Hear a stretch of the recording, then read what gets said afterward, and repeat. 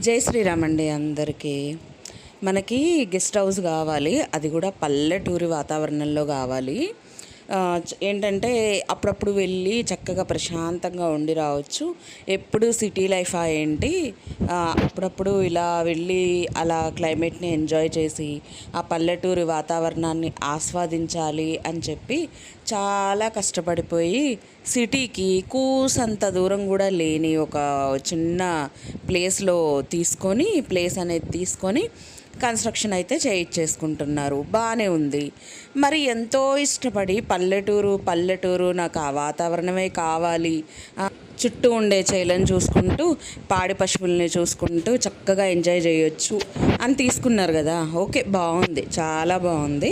ఆ ఆలోచన థాట్ కూడా చాలా బాగుంది. కానీ మరి ఏ వాతావరణం అయితే ఇష్టపడి, ఏ జంతువులు అయితే చుట్టూ ఉండాలని, ఏ క్లైమేట్ అయితే కావాలి అని అనుకున్నారో, సేమ్ యాజ్ ఇట్ ఈజ్ దానికి సంబంధించే అక్కడ ఉన్నప్పుడు బాధ ఎందుకండి, అంత నొప్పి ఎందుకు? కారులో వెళ్తుంటే అంట ముందు బర్రెలు అనేవి అడ్డొచ్చాయంట. సో బర్రెల్ని కాసుకునే వ్యక్తి ఎవరైతే ఉన్నారో అతను బర్రెల్ని పక్కకి నెట్టలేదు, పంపించలేదు, దారి ఇవ్వలేదు అని నసుగుతున్నారు. అక్కడ అయింది మహా అయితే 5 నిమిషాలు. రోజు చూపిస్తారు కదా ప్లేస్, అక్కడ ఉండేది దూరం ఎంత, దగ్గర ఎంత, ఏది దగ్గర ఉంది ఏది దూరం ఉంది అనేది బాగా చూపిస్తారు కదా. మరి అలాంటప్పుడు అక్కడ మీకు కనిపిస్తుంది కదా, చాలా తక్కువ దూరంలోనే ఉన్నారు, చాలా నడుచుకుంటూ వెళ్ళినా వెళ్ళొచ్చు. అంతేగాని అది వాటిని పక్కకు నెట్టలేదు, మీరు వీటి వెనకాలే రండి అని చెప్పారంట. ఆ మాత్రం దానికి కోపం అనేది తెచ్చేసుకొని ఇష్టం వచ్చినట్టు ఇంకా వాళ్ళ గురించి అది ఒక నిమిషమేమో కోపంగా మాట్లాడారు, మళ్ళీ రెండో నిమిషం మనం తిడతాము కదా. సో అందుకని అది గుర్తొచ్చేసి పోనీలేండి, ఇక వాళ్ళు మరి కాసుకునేటప్పుడు తప్పదు, ఇదంతా మనమే ఒక్కోసారి అడ్జస్ట్ అయిపోవాలి, వాళ్ళకి తెలియదు కదండి అని అంట. మరి అలాంటప్పుడు మంటెందుకు? సరే, ఆ విషయం అక్కడ చెప్పారు. మళ్ళీ వాళ్ళు ఆ దారి దాటి ముందుకు నడుచుకుంటూ పోతుంటే వెనక నుంచి ఆ కాసుకునే వ్యక్తిని, ఆ బర్రెల్ని చూపిస్తూ ఏం చెప్పాలి, ఇంకా ఎందుకు నసుకుతారు అంటే, కడుపులో మంట ఉంది, ఆ మంటని బయటికి సగం చూపిస్తూ సగం హైడ్ చేస్తూ కూర్చున్నారు. ఎందుకో చెప్పనా? సగం చూపించడం దేనికి అని అంటే, మనం ఖచ్చితంగా తిడతాం కదా, నువ్వు ఇలా అలా అని చెప్పేసి. అందుకని మళ్ళీ భయానికి మంట ఏమో దాచుకోలేరా, అలా అని కక్కితే మనం ఊరుకోలేమా, ఇది పరిస్థితి అక్కడ. అలా ఉంది. ఇంకోటి ఏంటంటే, మనం వెళ్ళేదే ఎప్పుడో ఒకసారి అన్నప్పుడు అసలు చెట్లను వేయకుండానే ఉండాల. నేలలో వేసిన చెట్లు పెద్దవనుకోండి, అవి ఎలాగోలా ఎప్పుడో ఒకసారి మనం వారానికి ఒకసారో 10 రోజులకోసారో నీళ్లు కొట్టినా బతికేస్తాయి కాస్త. కానీ చిన్న ఉంటాయి చూసారా, అంటే మనం ఇంట్లో రోజు పెంచుకునేవి, తోటకూర, పాలకూర, మెంతికూర, అలానే కరివేపాకు, కొత్తిమీర, ఇలాంటివి మనం చల్లినప్పుడు వాటికి దగ్గర ఉండి మనం చూసుకోవాలి, సంరక్షించుకోవాలి. గోంగూర లాంటివి, అవి ప్రతిరోజు వాటర్ తీసుకున్న తర్వాతనే గ్రోతింగ్ అనేది ఉంటుంది. మనం విత్తనాలు జల్లేసామా, ఏ 10 రోజులకో వచ్చామా, మనం చూసుకున్నామా, తిందామా అంటే దొరకదు అది.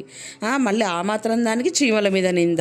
చెప్పాను కదండి, చీమలన్నీ తినేసేసాయి, ఇది చీమల పని అయితే మెంతికూర అలా ఎలా వస్తుందండి బయటికి? మంచిగా చక్కగా గ్రీన్ కలర్లో కనిపించేసింది, ఏదో పరదా పరుచుకున్నట్టు చక్కగా మంచిగా కనిపించింది. అవి ఈరోజు ఎలా కనిపించాయి? చీమలు తినేసింది అయితే వాడిపోయి ఇలా వంగిపోయి చెట్లు ఉండవు కదండి, చిన్నవి పిలకలు ఉండవు కదా. మరి అవి ఎండిపోయినట్టు అయిపోయి వంగిపోయాయి, పైకి ఎదిగి వంగిపోయాయి. అవి దేనికి? నీళ్లు లేక. ఎండాకాలం మనమే ఒక రోజు కాదు, ఒక గంట కాదు బతకలేము, నీళ్లు లేకుండా మనమే బతకలేము. మరి చెట్లు ఎలా ఉంటాయండి? ప్రతిరోజు రావాలి, మనం పెంచుకోవాలి, మనం తినాలి, మన పంట మనం తినాలి అని అనుకున్నప్పుడు దాని మీద మనం టైం అనేది ఇన్వెస్ట్ చేసుకోవాలి, అండ్ వాటికి కావాల్సిన అరేంజ్మెంట్స్ అనేవి చెయ్యాలి. కానీ చేయకుండా నేనేదో పెంచేశాను, చల్లడానికి ఒక వీడియో మొత్తం కావాలి, తర్వాత మళ్ళీ అవి అలా చేశాయి, ఇవి ఇలా చేశాయి, చీమలు ఇలా తినేసాయి అని చెప్పేసి చీమల మీద ఏడిపే. బర్రెలు అడ్డొచ్చేసాయి, ఆ కాసుకునే వ్యక్తి వాటి వెనకాలే రమ్మన్నాడు అని చెప్పి ఆ బర్రెల మీద ఏడిపే. ఆ పక్షులు ఏవో వచ్చి చక్కగా మాగిపోయిన అరటిపళ్ళు ఏం చేస్తారండి? చేతి నిండా పంచుకోవాలి అని చెప్పేసి అనే బదులు చక్కగా పక్షులకు వదిలేస్తే ఇంకాసిన్ని ఎక్కువ పక్షులు వచ్చి తింటాయి కదా. ఒక్కసారి పక్షులకు వదిలేయలేరా? అవి తిన్న ఒక 2 డజన్ల అరటిపళ్ళలో ఏమో, అవి కూడా పూర్తిగా పండిన తర్వాత అవేదో ఆకలికి వచ్చి చక్కగా తిన్నాయి. తిన్నందుకు తృప్తి పడకుండా ఇంకా అంతే. అలా తినేస్తాయి అంతే. అవి ఎప్పుడైతే అప్పుడు వచ్చేస్తాయి, పొడి చేస్తాయి, తినేస్తాయి. ఎందుకండి అంత కడుపులో మంట? మనం మనుషులం, మన దగ్గర డబ్బులు ఉంటాయి, మనకు డబ్బులు సంపాదించే దారులు ఉంటాయి, చక్కగా డబ్బులు ఇచ్చి మనం కొనుక్కొని తినగలుగుతాము.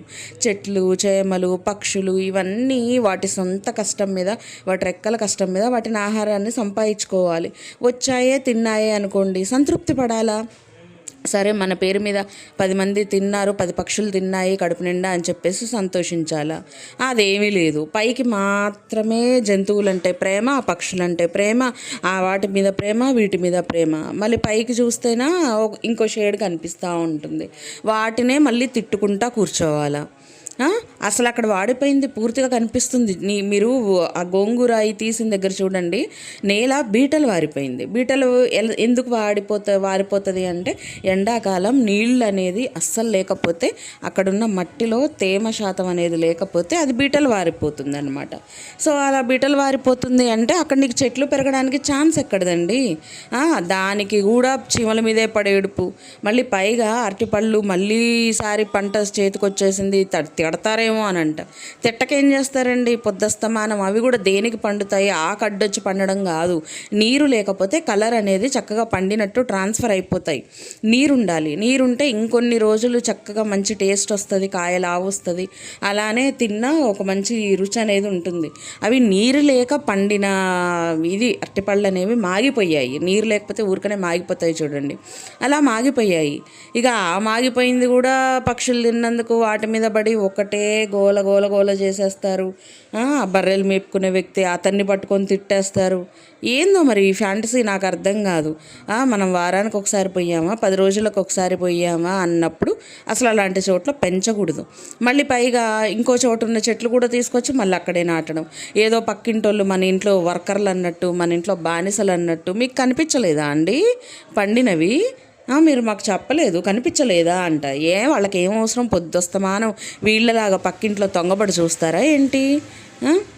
పక్కన వాళ్ళు ఏం చేస్తున్నారు, పక్కన వాళ్ళు తిన్నారా, పడుకున్నారా, తిరుగుతున్నారా, ఏం చేస్తున్నారు అనేది ఇక పక్కన వాళ్ళకి ఎందుకండి? ఏం అవసరం ఉంది? మీరు చూడలేదా అండి అని చెప్పేసి వాళ్ళని అడగడం. అదే కనుక వాళ్ళు వీళ్ళ లాంటి మనుషులే అనుకోండి, వాళ్ళు ఖచ్చితంగా మొహం మీద అనేస్తారు, మేమెందుకు చూస్తామండి, మాకేం అవసరం అని. అప్పుడు తల ఎక్కడ పెట్టుకుంటారు? నాకు అర్థం కాదు. అడిగే దాంట్లో ఒక మీనింగ్ అనేది ఉండాలా? మళ్ళీ పైగా ఎందుకు కోస్తున్నావు అరటిపళ్ళు అని అవతల వ్యక్తి అడిగితే 1 నిమిషం ఉంచి మ్యూట్ చేసేసారు వాయిస్ అనేది. ఎందుకంటే వీళ్ళు చెప్పే ఆన్సర్ మనం వినొద్దు కదా, అందుకని అక్కడ వాయిస్ అనేది మ్యూట్ చేసి యువతల ఇంకొక వాయిస్ ఓవర్ అనేది ఇచ్చేసారనమాట. ఏంటంటే అక్కడ ఆమె ఏదో అమ్ముకుంటుంది పాపం ఫ్రూట్స్ అనేవి. అమ్ముకునే ఆవిడని పట్టుకొని కూడా ఒక కంటెంట్ చేసుకొని ఒక 5 నిమిషాలు 6 నిమిషాలు ఆవిడ దగ్గర వీడియో లాగేశారండి. అది ఆవిడ ఎవరో ముసలి ఆవిడ చక్కగా అమ్ముకుంటున్నారు. ఆవిడ దగ్గరికి పోయి ఇదిగోండి వీళ్ళు ఇలా కోసుకుంటారు, వీళ్ళు ఇలా అమ్ముతారు అని చెప్పి ఇచ్చిందే 2 అరటిపళ్ళు. మళ్ళీ జంటకాయల్లాగా ఇట్లా ఎవరైనా తాంబూలం ఇచ్చేటప్పుడు ఏం చేస్తారంటే ఇలా ఊడిపోయినవి ఇవ్వరండి, కొమ్ములతో సహా ఇట్లా ఒక జంటలాగా మంచిగా కోసి ఇస్తారు. అక్కడ కోపించుకొని ఆ వర్కర్స్కి ఏమో చక్కగా ఇలా జంటగా ఉన్న ఇచ్చారు, తాంబూలంలో మాత్రం ఇలా ఊడదీసింది ఇచ్చారు. అది ఎంతవరకు కరెక్ట్ అండి? మళ్ళీ పైగా అమ్మవారితో పోలిక. మళ్ళీ సరే ఆవిడ అమ్మవారి లాగానే ఉంది పాపం, అట్లా మనం అనుకుంటే తప్పలేదు. కానీ మరి అమ్మవారికి ఇచ్చేది మంచిగా ఇవ్వాలి కదా. ఏమీ లేకుండా 2 అరటిపళ్ళు ఇచ్చి వాయనం ఇచ్చానని మాట్లాడతారా? ఒక తాంబూలం లేదు, ఒక తమలపాకులు లేవు, ఏమీ లేవు. 2 అరటిపళ్ళు చేతుల్లో పెడితే అది వాయనం అయిపోయిద్దా, తాంబూలం అయిపోయిద్దా? అసలు నిజంగా ఒక్కోసారి వీళ్ళు ఎడ్యుకేటెడా అన్ఎడ్యుకేటెడా, లేకపోతే అసలు మన సాంప్రదాయాలు తెలుసా తెలియదా అనేది నాకు అర్థం కాదు నిజంగా. ఇంకా ఎన్నని చెప్తానులేండి, వీళ్ళ గురించి చెప్తా ఉంటే పోతూ ఉంటుంది వీడియో. సో మన వీడియో నచ్చినట్టయితే మాత్రం లైక్ చేయండి, షేర్ చేయండి, అలాగే సబ్స్క్రైబ్ చేసుకోండి. మళ్ళీ రేపటి వీడియోతో మేము ముందుకు వచ్చేస్తాం. బాయ్.